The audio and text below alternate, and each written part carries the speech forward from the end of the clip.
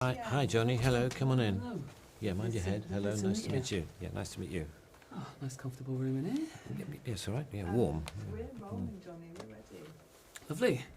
Rowan Atkinson. Hello. Hello. I can't quite believe I'm saying it. I should point out from the start. Right. I've been doing this a while, and every now and again you plopped in front of somebody who's made quite an immense impact on your life, and you Okay. battle with your journalistic instincts to, Oh, dear. All right, to play okay. it straight.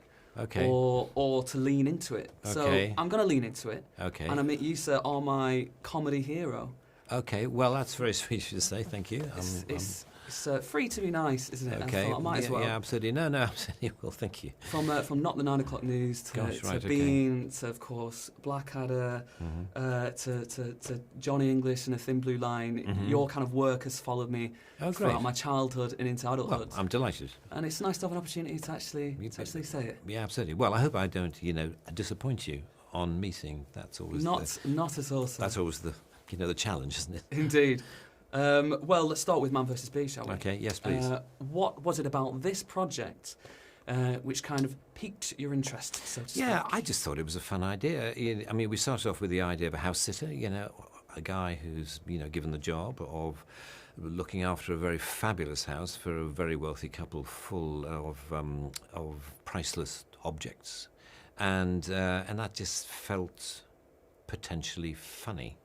There was something about it that that got my goat, as it were, and then we were thinking, what's the catalyst going to be to provide us with a story and a narrative? And a bee felt like a good idea, a battle with a bee, but we needed to create a character where you sort of believed or were more intrigued by the battle, rather than, I don't think, for example, Mr. Bean as a character would have worked in the context of Man vs. Bee at all, because he's too unpleasant and sort of one-dimensional a character.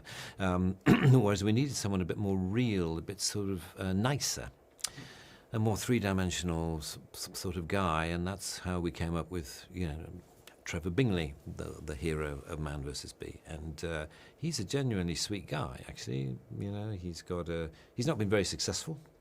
He hasn't got a job. He hasn't really got a family anymore. He's got an ex-wife who obviously has a very low opinion of him. And he's got a teenage daughter who likes him a lot. And they're supposed to be going on holiday in the week that he takes this job as a house sitter. And that's the story. But you see him dealing with his family at the same time as he's dealing with this problem of the bee in the house. But then because the bee isn't really a problem. It's just a problem in his head, in Trevor's head. He has some wicked moments. Absolutely, I think, but that's what's interesting. When he's a very sweet and nice guy, but he's obviously got a severe fault line, running through him as well, because he's obsessive, and he gets completely obsessed about the bee. And why did you go with bees out of interest? Like, obviously, it's you're kind of famous for being able to play with syllables and letters. And right, yes. People live to hear you use your bees. I say Bob, yes. Okay. Bob, Yes. for instance. But why was that the only reason behind choosing this particular insect? Why not a fly or a daddy long legs? Well, they're not a very wasp? interesting, are they? And bees are fascinating, and people love bees, and people know more about them than they do hornets or wasps. And flies, I don't know, bits of nondescript, they don't look very interesting. You can't really invest them with the kind of character that you can a bee. And we have a slight love-hate relationship with bees. We love them because we know they do good work. But at the same time, we're a bit scared of them because they can sting.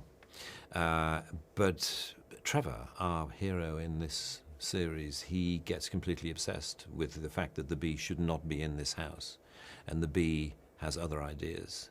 And then you sense that the bee acquires a bit of an agenda. It is, you don't really know what the bee's thinking, but you start to guess. And that's what our story's about. But what's interesting is to see a sweet, good-natured man turning into a pathological I've got to choose my words carefully. He exhibits very extreme pathological behaviour, and that's an interesting contrast, because he's a decent guy, but suddenly he becomes extremely the opposite.